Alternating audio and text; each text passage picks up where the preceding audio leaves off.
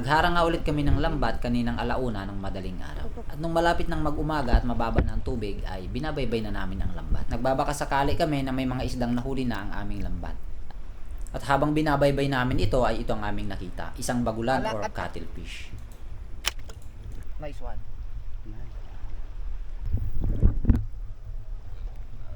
Nice one. Wartang linaw. Oh, bak, nakapangruya. Wartang linaw, boss. Dito ay kailangan namin panain ang bagulan dahil hindi naman talaga ito tulad ng isda na nalalambat. Kaya kailangan namin itong panain bago pa ito tuluyang makawala. Nagtatawanan pa nga kami ng time na to kasi nga yung bagulan ay biglang bumuga ng mga ata at nagsambulat sa aming mga mukha. At habang binabaybay pa namin ang lambat doon sa bandang gitna ay may nasalubong pa ulit ako na isa pang cattle. Ang masamang nangyari ay hindi namin ito nahuli kasi umatras ang cuttlefish at bumalik doon sa area na malaki ang tubig hanggang hindi na namin ito nakita. At sa aming patuloy pa na pagbaybay sa lambat ay isa ulit cuttlefish ang aming nakita at ito ay nahuli ulit namin. Tulad nga ng unang nangyari, walang habas na nagbuga ng ata at ayun, sumambulat ulit sa aming mga mukha. Pagkakutong mo sarto. Ayos. Oy. Oh, makakaliwas. At ako giramay kina. Pas. Amanin na malbitas. Nice one. Uy, At alam mo pabuya. Kung dapat usa. Pagkakutong hanto. Oh, nagrete na mga paito mo to ah. Kuya. Ay paano makakmadaritso tanay ikaw rin nagkukuya baral. Ay, delikado kasi baling ka atras ay makap. Oo. Natrayan ka na to. Pag ako sa puro talikap. Nakabalik, nagbalik. Nagpaanhak. Ayos, dalawang cuttlefish. Dalawa na kami. Tapos may isa pa na gumagala dyan. Umatras doon sa lambat, bumalik.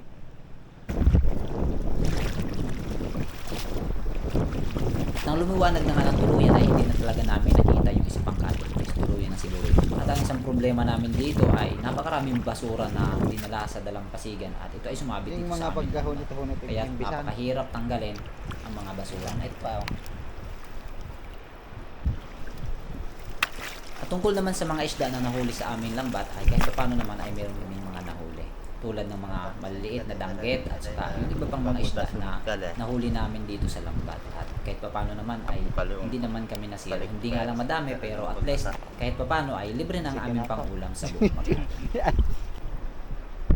Walang kawalaan ko.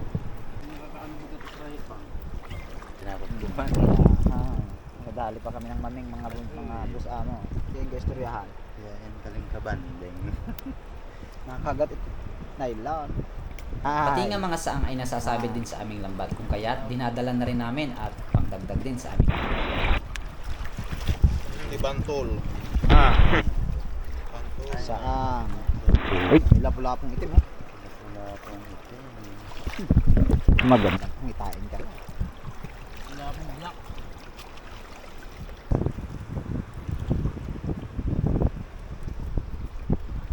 Oy. Kambing.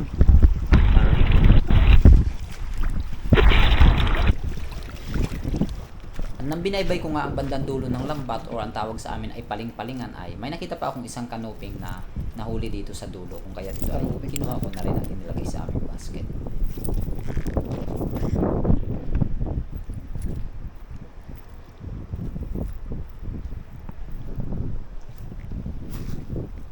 Matsugon sa Tagalog ay antukin. Siya. Last na itong lambat, malapit na kami matapos. Tapos mataas na rin yung tubig. Hindi tagalan kami dahil sa dami ng basura. Actually hindi naman talaga siya yung totally na basura. Yung mga ano din sa dagat, halaman sa dagat. Pero ang hirap, grabe dumikit oh. Dahil yung lambat namin ano dito sa ano, mga batuhan. Pati yung mga gidawan ay jakpatan. nadjakpatan. Marami yan oh. Ayan, marami oh. Kain guys, kain.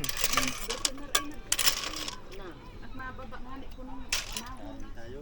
Kain muna ang mga ano, Anong oras at na? mga fisherman. Alas 4 pa sabi siguro ka maalas na yun. Ay, oo. Nagkayabot na namin. Oo, Nag-nordeste. ang magoyang.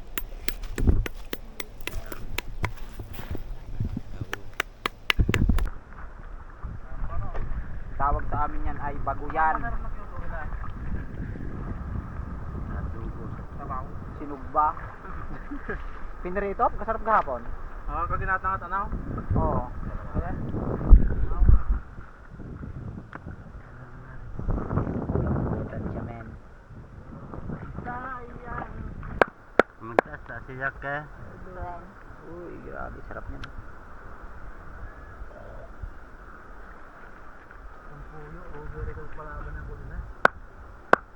Po yung mag... Ano na, ito mapapagtuyang sa inom. Ayaw parang na yata. Kasi may ano, tikwadan. Ito lang yung isda namin. Oh. Isa. Dalawa. Yun na yan. Tinutumpok na, tinutumpok na.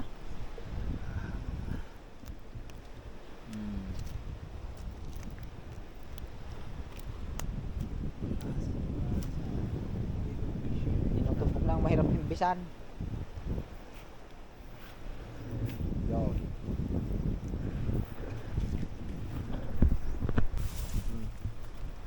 Sinako na po. Ay, totoo, tama ikap. Ano kayo dito nila? Wala. Wala kang dito nila. Tagumpay. Thank you sa biyaya. Hanggang sa sunod ulit nating pagtaan.